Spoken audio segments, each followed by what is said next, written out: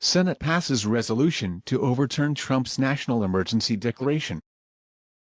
The Senate delivered a high-profile rebuke to President Donald Trump over his signature agenda issue Thursday when 12 Republicans joined Democrats to overturn the president's national emergency border declaration.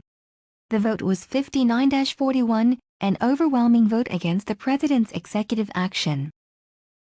Lawmakers don't have enough votes, however, to override a certain veto from the president, but passage of the resolution in the Senate after it passed the House last month is nevertheless an embarrassing blow to Trump delivered by his own party over the president's top campaign pledge of a wall at the U.S.-Mexico border. The 12 Senate Republicans who voted in support of the resolution were Roger Wicker of Mississippi, Marco Rubio of Florida, Rob Portman of Ohio, Susan Collins of Maine, Lisa Murkowski of Alaska, Pat Toomey of Pennsylvania, Roy Blunt of Missouri, Lamar Alexander of Tennessee, Mitt Romney of Utah, Rand Paul of Kentucky, Jerry Moran of Kansas and Mike Lee of Utah. The setback for the president also comes on the heels of another high-profile break with his administration after the Senate voted just one day earlier to curtail U.S. military support for a Saudi-led war in Yemen, which has created a humanitarian crisis in that country. Senate Republicans have struggled for weeks over how to vote on the resolution to overturn the national emergency. The vote forced many to choose between loyalty to a president unafraid to attack members of his party, who defy him, and an emergency declaration that conservative critics describe as executive overreach, and warn could set a precedent used by Democratic presidents to declare emergencies over liberal priorities such as action on climate change. Declaring a national emergency to access different funds sets a dangerous new precedent, GOP Senator Rob Portman of Ohio warned in remarks on the Senate floor ahead of the vote.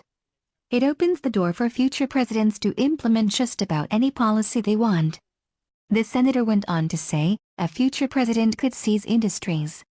A future president may well say that climate change is a national emergency and use emergency authorities to implement the Green New Deal, referencing a sweeping progressive policy proposal to tackle global warming. Portman announced during his remarks that he would support the resolution, but made a point to say, as have many other Republicans, that he believes President Trump is right about the crisis at the border. Republicans had to take a tough vote on the border declaration after House Democrats pushed for a resolution to terminate the national emergency that the president announced last month in an effort to unlock money for wall construction at the southern border. The president declared an emergency when it became clear that Congress would not meet his demand for more than $5 billion in border wall funding. The resolution is privileged, which means that Senate Majority Leader Mitch McConnell could not block it from coming to the floor for a vote. Enough Republican senators had already stated their support for the resolution ahead of Thursday's vote to guarantee it would pass. But the president continued to publicly pressure Republicans to vote against the resolution in the hours leading up to the vote, framing the vote as a choice between supporting border security or siding with liberal Democrats on immigration. A number of GOP senators announced ahead of the vote on Thursday that they would vote in favor of the resolution, including Mitt Romney, Lamar Alexander and Pat Toomey.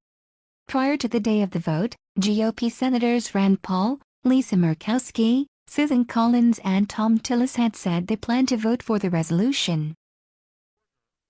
In an apparent last-minute reversal, however, Tillis announced just ahead of the vote on Thursday that he would vote against the resolution, despite previously saying he would vote in favor in a Washington Post op-ed.